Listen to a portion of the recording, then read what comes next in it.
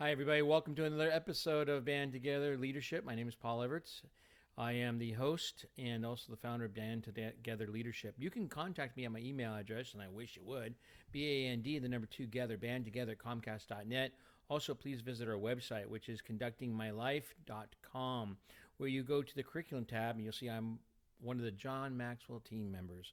So I can coach, I can speak, and I can train individuals, small groups, large groups, uh, private sector, public sector, sacred, secular organizations. I'm ready to go. And it's for a selfish reason because I get better by being with you, and frankly, it's like a hug, and you get better by being with me. So give me a shot. This is our second day together of 21 days together. I hope we are working on a John Maxwell's excellent book. I first met John Maxwell August of 2002 in the city, Rockland, California. I am actually doing this from our kitchen. By the way, if you have any desire to help a gentleman open up to the world, so I'm not in my kitchen doing this, and I don't do it live, take one, no editing, which is kind of cool actually. It's got that Joe Rogan touch to it that there's no editing. Tim Pool, no editing. We're just going to talk. I'm sitting at my kitchen. But if you want to help me, I would love to have your help. So again, BAND, the number two, together at Comcast.net. So the first episode, which was last week, was the law of the lid, and I strongly encourage you to look at that. Also, it tells you where I've been lately. Chapter 2 is the law of influence. And again, I like to read from the book, and I want you to buy the book. Please buy the book. There's a new version. This is the old version, means tattered, torn. But please buy the book. The law of influence says the true measure of leadership is influence. Nothing more and nothing less. So if you don't have influence, you will never be able to lead others. So how do you measure influence? Well, again, I think that's going to be up to you how you're going to measure influence. So let's talk about this. Leadership is not. People have so many misconceptions about leadership. When they hear that someone has an impressive title or assigned leadership position, they assume that he or she, well, they're a leader. Sometimes that is true, but titles do not have much value when it comes to leading. True leadership cannot be awarded, appointed, or assigned. True leadership comes from influence, and that cannot be mandated. It must be earned. The only thing a title can buy is a little time, either to increase your level of influence with others or to erase it. So he has 5 myths. John Maxwell has 5 myths, and here are some common ones. Number 1, the management myth. A widespread misunderstanding is that leading and managing are one and the same. Up until a few years ago, books that claimed to be on leadership were often really about management. And here's the takeaway. The main difference between the two is that leadership is about influencing people to follow, while management focuses on maintaining systems and process. Managers can maintain direction, but they cannot change it. To move people in a new direction, you need influence. Number 2, the entrepreneur myth. Frequently, people assume that all salespeople and entrepreneurs are leaders, but that's not, again, always the case. You may remember the Ronco commercials. Again, this is for the upper generation, but anyway, if you're young, go Google Ronco. They sold such items as the Vegomatic, the Pocket Fisherman, and Inside the Shell Egg Scrambler. Those products were the brainchild of an entrepreneur named Ron Papale. Called the salesman of the century, he has also appeared in numerous infomercials for products such as spray-on relief for baldness and food dehydrating devices. Papale is certainly enterprising, innovative, and successful, especially if you measure him by the $300 million mark in sales his products have earned. But that does not make him a leader. People may buy what he has to sell, but they are not following him. At best, he is able to persuade people for a moment, but he holds no long-term influence with them. Number 3, the knowledge myth. Sir Francis Bacon. Sir Francis Bacon. Knowledge is power. Most people believing power is the essence of leadership naturally assume that those who possess knowledge and intelligence are leaders. But that, again, is not automatically true. You can visit any major university and meet brilliant research scientists and philosophers whose ability to think is so high that it is off the charts, but whose ability to lead is so low that it does not even register on the charts. IQ does not necessarily equate to leadership. And number 4 of the 5, the pioneer myth. Another misconception is that anyone who is out in front of the crowd is a leader, but being first is not always the same as leading. For example, Sir Edmund Hillary was the first man to reach the summit of Mount Everest. Since his historic ascent in 1953, many people have followed him in achieving that feat, but that does not make Hillary a leader. He wasn't even the leader on that particular expedition. John Hunt was.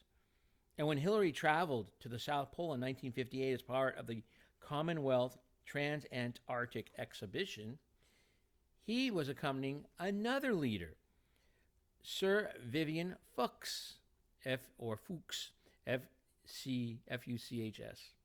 To be a leader, a person has to not only be in front, but also have people intentionally coming from behind him, following his or her lead and acting on his or her vision. Then the final one, number 5, the position myth. As mentioned earlier, the greatest misunderstanding about leadership is that people think it is based on position, but it is not. Stanley Hufty affirmed, "It is not the position that makes the leader, it is the leader that makes the position." Look at what happened several years ago at Cordiant, the advising, and again, please go Google Cordiant, Cordiant, the advertising agency formerly known as Saatchi & Saatchi. In 1994, institutional investors Saatchi & Saatchi, Saatchi, forced the board of directors to dismiss Maurice Saatchi, the company's CEO. What was the result? Several executives followed him out. So did many of the company's largest accounts, including British Airways and Mars, the candy maker. Saatchi's influence was so great that his departure caused the company's stock to fall immediately from $8.58 to $4 a share. What happened is a result of the law of influence. Saatchi lost his title and position, but he continued to be the leader. So leadership, again, is influence, nothing more, nothing less. And the final thought for as we're coming down to an end here, leadership without leverage. I admire and respect, John Maxwell admires and respects the leadership of his good friend Bill Hybels, the senior pastor of Willow Creek Community Church in South Barrington, Illinois. It was at the time the largest church in North America, at the time this book was originally written. Bill says he believes that the church is the most leadership-intensive enterprise in society. A lot of business people, Dr. Maxwell knows, are surprised when they hear that statement, but he thinks Bill Hybels is correct. What is the basis of his belief?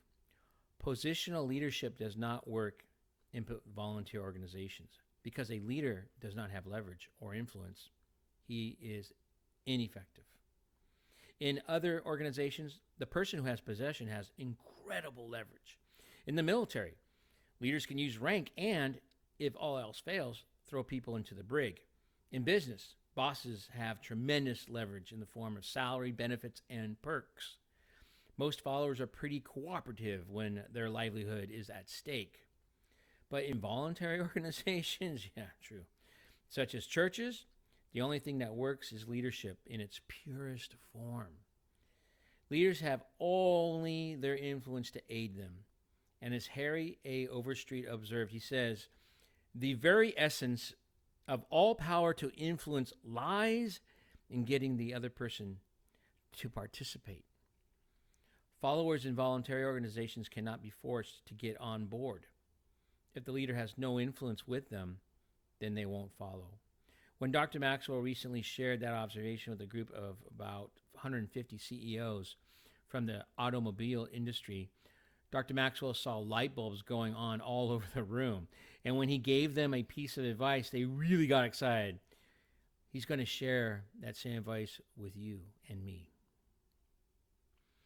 If you are a business person and you really want to find out whether your people are capable of leading, send those people out to volunteer their time in the community. If they can get people to follow them while they are serving at the Red Cross, serving in the United Way shelter, or even their church or synagogue, temple, then you know they really do have influence and leadership ability. So here is Dr. Maxwell's favorite leadership proverb. It is, "He who thinks he leads but has no followers is only taking a walk." If you cannot influence others, they won't follow you. And if they won't follow you, you're not a leader. That is the law of influence. No matter what anybody else tells you, remember that leadership is influence, nothing more and nothing less. So I gear this to my profession as a high school music teacher, recently retired on the 22nd of December 2021. However, that lesson is for anybody. If you don't have people literally following you or behind you, you are taking a walk. It's easier to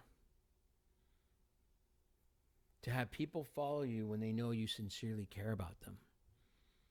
Something I have done, I did from July 1989 to December 22nd, 2021. I tell you, everybody, my goal going through the John Maxwell is to leave a legacy. That's something I learned from Stephen Covey, who John Maxwell also respects and loves dearly. And we will use a little bit of Stephen Covey as we go. How are you influencing others? How do they know you care about them? You need to touch their heart before you can ask for their hand. You need to motivate them to love life, not manipulate them to help you. I sincerely hope this has helped somebody today. May I say it again? I would love to get out of my kitchen into a studio. I'd love to have somebody who knows how to do editing, who wants to walk alongside me in my next chapter in life. I don't have much more time, certainly not another 56 years to live. So my hope is that when my students, even my grandchildren, and my son, daughter, daughter-in-law, son-in-law, look at these videos, they understand one of the reasons I'm doing it is just to remind them how much I love them. Begin with the end in mind. Every choice you make is who you are, so choose wisely. Seek first to understand and be understood. And then finally, people don't care how much you know until they know how much you care. Be active. Be alive. Be love. Okay, everybody. Told you. It's only going to be 15 minutes. Have a great day. Hope to see you soon. BAND, the number 2 together, and also conductingmylife.com.